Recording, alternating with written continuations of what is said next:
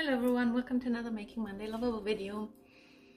And today I wanted to talk about communicating with my clients as a scientific illustrator. Even though this week is going to be my abstract art week, I still would like to speak about that because of last week and my processings and my observations of how I go about that. So for me personally, I don't particularly like the word client or customer because it's kind of unpersonal. It de-persons the person that's coming to me asking for help with scientific illustrations. I like to be very conscious about it, that it's another human being, just like me, having the courage and daring to ask for help and paying for that, for service that another human being can give, which is me. And it doesn't matter that it is about science, visualizing complex concepts, maybe doing something rather simple to explain something complex in a very simple way. It doesn't matter how it looks, and that it is about science and logic and data. The overall connection that we have is that we're two human beings that then work together. And when it comes then to talk about what we're gonna work on, what we're gonna do, and communicate about it, I like to keep that aspect in mind as well, that we are human beings. I'm not gonna throw overly complicated technical words and concepts on them when it comes to illustrations. We will speak about the science that is complex, whatever, but I'm not gonna overcomplicate something where it's not necessary. I will work with examples, with visuals, because it's not only the scientific illustration that's turning into a visual, but it's also explaining, okay, what do you actually want when it comes to a style? Some people don't know what I mean with that, and then they want to have examples, or I will not go into the details of the difference between a vector illustration and a raster illustration, the programs that I use. These are all technical details that the client doesn't need to know. So I need to know my way around these things to not overwhelm them and make it more difficult, and just ask the right questions and communicate in the right way, that I get the information that I need to determine which one of my tools, softwares, whatever, should I use. And often, I try to keep it as simple and clear as possible and as visual as possible with examples. And then there is, a very obvious way of communicating is via email. People reach out to me via that, writing me an email or on LinkedIn, and it's text conversations. And there I try to apply the same.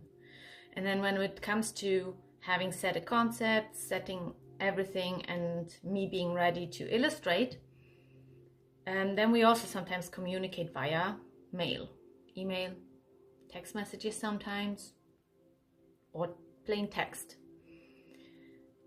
And that's one way of communicating with my clients. However, I've also explored other ways of communicating with them, obviously meetings as well. So we scheduled an initial meeting and maybe some follow-up meetings. They are there as well to clear out things.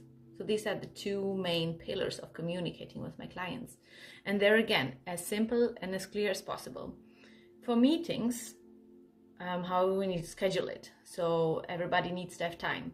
While emails can go back and forth, and there can be, some time can pass before I get feedback, for example, and can continue working.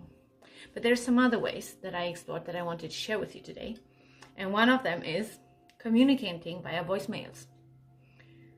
And voicemails via WhatsApp most often, because that's the platform that I use quite often, that many of my clients use.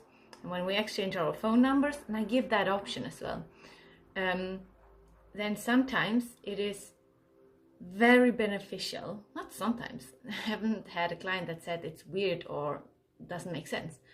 It's very beneficial when I, for example, send a sketch or a version that I modified, or I showed several versions. I send the sketch or these versions And in addition to that, I send a voicemail where I record my thoughts, where I say exactly what I did, why, how I went through it, how I the whole process. In a couple of minutes, I explain it via voicemail and I send it to them.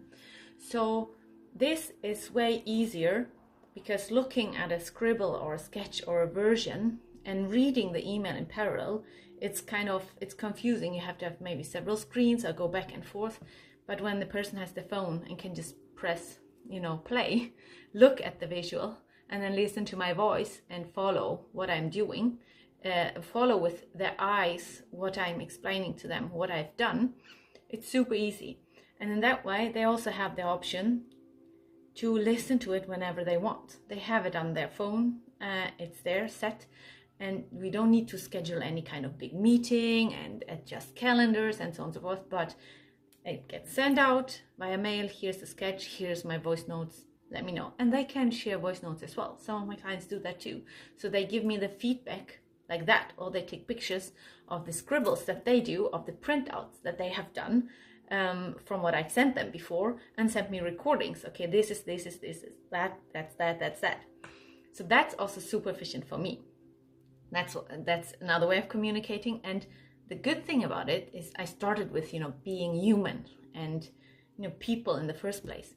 It's a very relatable medium to do. It's very easy. A lot of people use chat systems or apps, be it WhatsApp, be it Messenger, whatever. And it's something that everybody, independent of whether they are, one of my clients, or whether it's me, whether they're a CEO, a technical manager, whatever, communications officer, doesn't matter. We're all people in the end, and we use the same freaking tools. So why to not use them also in a professional relationship when it comes to service provider and person that needs a service? I thought it was great. It is great. And so far I had really good, nobody complained about it. So I wanted to share that with you. Maybe that's an option as well. Because then the person hearing your voice is also it's an immediate personal connection. We connect to other people. The other thing that I've done last week, I went a step further. I actually recorded a video of 10 minutes or something like this. Because it was an initial meeting we had, we agreed upon working together, and then I went through a whole presentation, made my scribbles and thoughts and ideas, and it was a lot. So I thought, okay, if I send just the scribbles, it might not be the same. So I just recorded myself. I was sitting on the couch in the evening. I think I had already my evening oil on my face, so my face was a bit shiny. But I was like, it doesn't matter, Daria. I was in a flow, so I managed to finish it all, and then I was so excited about the ideas that I had and everything, and working together with those people. So I just recorded the video with me first, explaining that I will do that and what my reasoning behind it is, and then turning the camera on my phone with a button, and then putting the camera on my iPad with the scribbles, and then going through it and showing exactly what I meant, where, how, what, through the whole scribble set that I had. And then I sent the video and the scribbles. So that was my upgrade in how I communicate with my clients. The first time that I actually did such a video, not just a voice note. And I loved it. I really enjoyed it, because I felt that, like this, the people also get with the client that we haven't worked together yet, so they get a feeling of me, who I am as a person, how I do things. It's a little bit more, people-y, not so unpersonal, but it's more like, okay, you're a person, I'm a person, we just exchange things and competences, and here you go, to make it as easy and clear as possible as well when it comes to these types of communications. So yeah, that has been that's what I wanted to share with you. Feel free to share your thoughts about that with me. Other than that, I wish you a nice Monday and a great week ahead, and talk to you next week. Bye!